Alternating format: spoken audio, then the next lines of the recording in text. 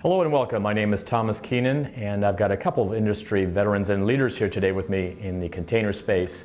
I've got Scott Lowe, who's had many years of software and architecture work and leading the effort really in various high-end software companies. And with him also today is Chris Francisco, the CEO of Evolute, and again another industry veteran. He drove a lot of the software strategy at Apple and has since moved on to many open source projects, and currently we have him at Evolute. Welcome, gentlemen.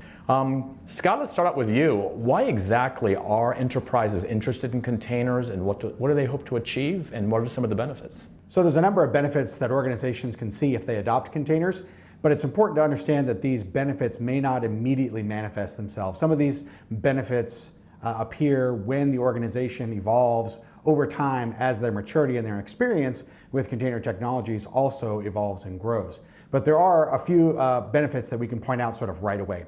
First, containers can really simplify both the development and the deployment of applications. By using a really lightweight isolation and abstraction mechanism, they can eliminate a lot of the problems that you see are commonly encountered when developing and deploying software. Things like making it more portable to move an application developed on somebody's laptop into production, for example, where often that causes problems without containers. Second, it can also help organizations make better use of their compute resources.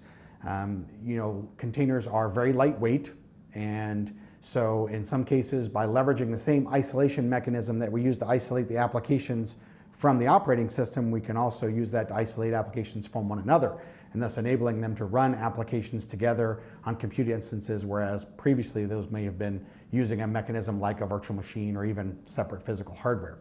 And then third, it's important to understand that the use of containers sort of unlocks the ability for organizations over time to take advantage of new application architectures. You may have heard the term microservices-based architectures, where we take larger applications, we break them down into smaller, more independent services.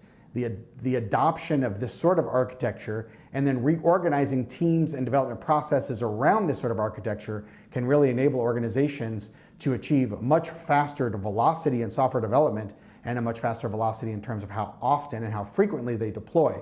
And this can be a key advantage against their competitors in the market. Scott, thank you very much for going through those benefits in a very clear way.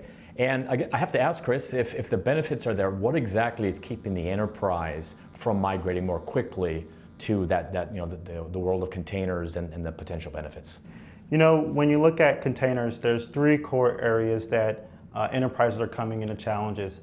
The first is really around the time and complexity it takes to get into the container environment. The second is really around your communications and infrastructure. And the third is really around how you scale applications. Of course, being able to know your purpose for them.